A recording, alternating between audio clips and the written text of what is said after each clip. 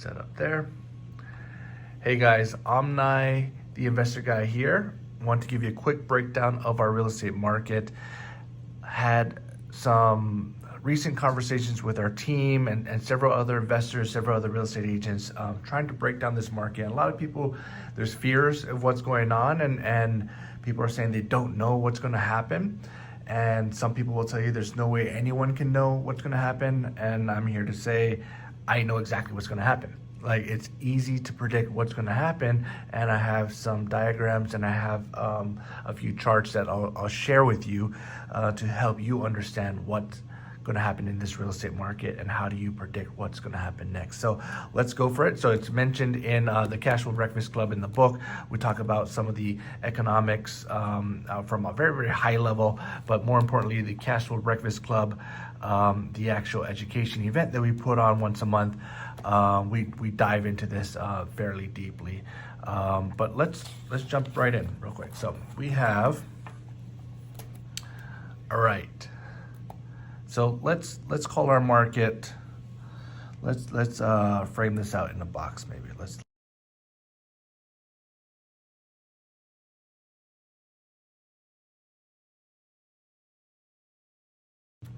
All right. So that's our real estate market. We're gonna label that our real estate market. Okay. And there's several key elements to this market, right? So clearly everyone knows supply and demand. So we're gonna add that in real quick. We have supply and we have demand. All right, so when you have a supply and demand market, a level market, it looks like this. And depending on what happens in that market, the market goes up, the market goes down, right? And people really want to worry about or understand what's happening with prices. And prices are the easiest thing to predict.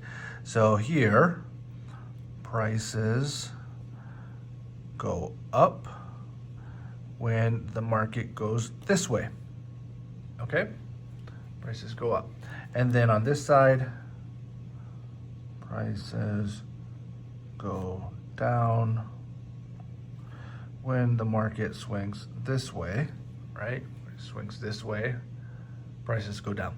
And so just think of like balancing a ball, or probably better yet, balancing water on this. And as you move this way, everything floods to this way, prices start to go down, move this way, prices start to go up.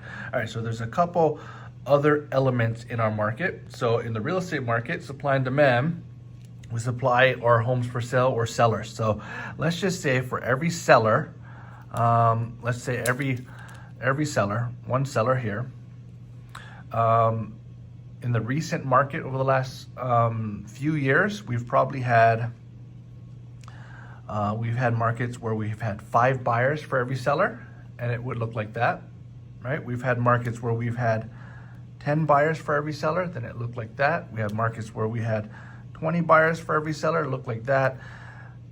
30 for every one seller, right? Probably looks something like that. And so every market's a little bit different, but we've had so many buyers and not enough sellers for quite some time. Inventory shortage is the result of that. And so we have this supply demand direction right here. Let's talk about market movement, right? We have, let's call that a month of market movement and 2 months of market movement. And this symbolizes transactions.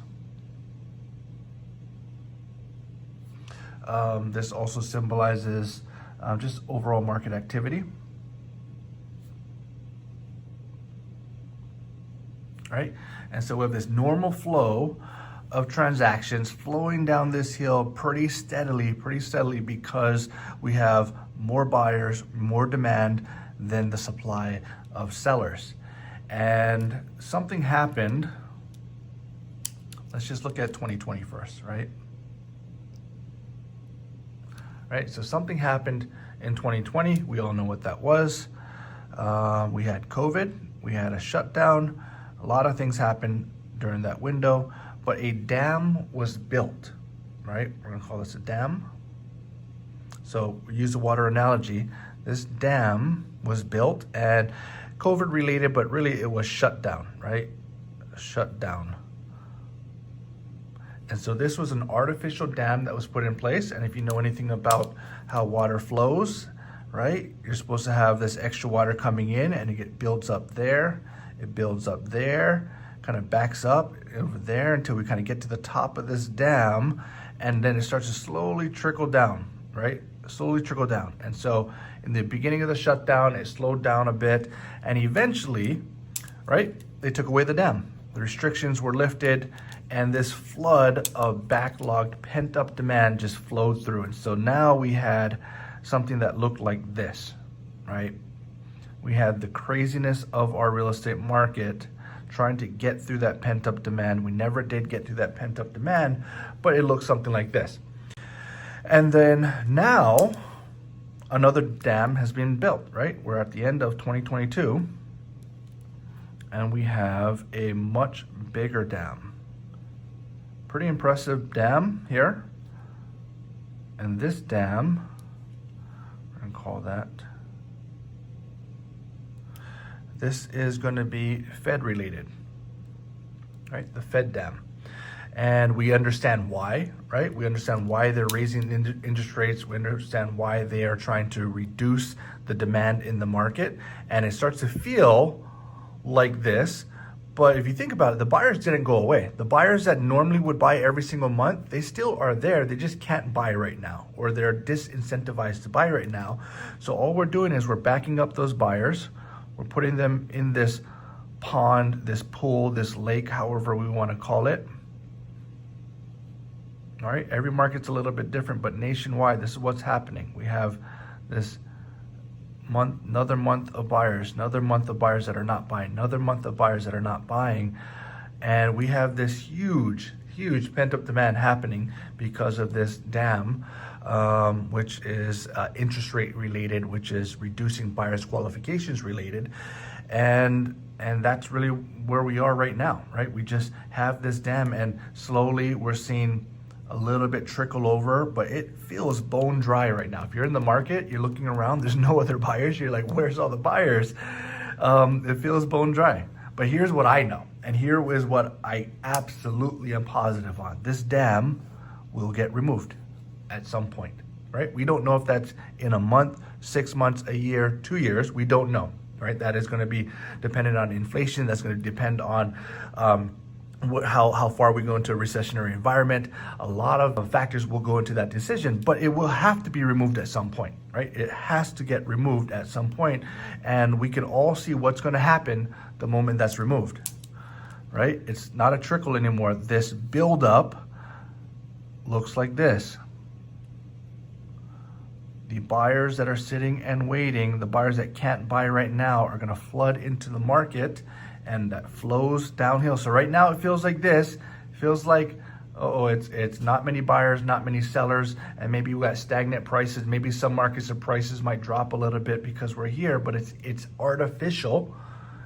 And if we understand that the market is really this, with this artificial dam in place, at some point it gets released, flood through, the market activity, prices start to go back up again.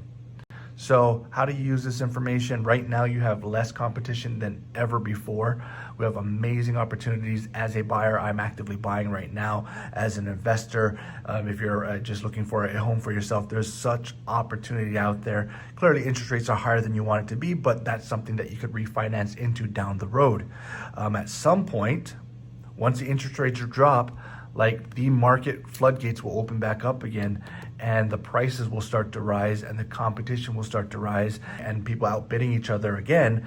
And it's going to be harder to actually find a property, or at least a property that you can afford in that situation. That's what's going to happen. I don't know when, but here's what I can guarantee. I can guarantee that's going to happen at some point, and we can predict what's going to happen because of a result of that dam being released. So hopefully that helps. Would love to hear your comment on this, and look forward to seeing you guys during one of my next videos.